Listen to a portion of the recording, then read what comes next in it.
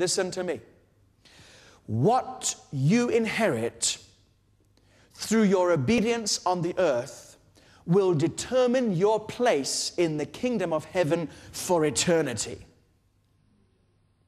Now we see there are a lot of things that are offered there as part of your inheritance. And you can lose them by disobedience, by coldness, by hardness of heart, by not living a Christ-like life. That's the greatest motivator, one of the greatest ones anyway, that I know of. And what will the rewards be? Well, we've seen some of them, and they're not necessarily spelled out in great detail, but I know the greatest reward of all is to see Jesus, to be close to Jesus.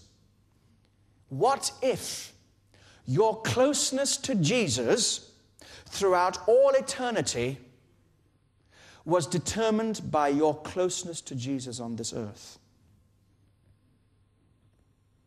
I think the implication of these verses is that that's exactly the case.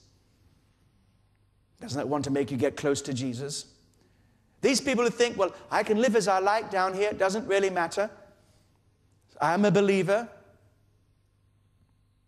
I'm following Jesus from a distance. And then when I get to heaven, I'm going to be so close to him. Don't believe it, my friends.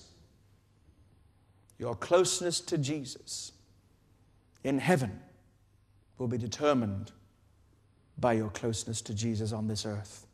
Your willingness to respond to him. Your willingness to allow him to reproduce his life in you. Well, the inheritance is not gained simply by believing. It's the reward for living under God's rule. Doesn't that want you now to pay all the more attention to this teaching program on the rule of God?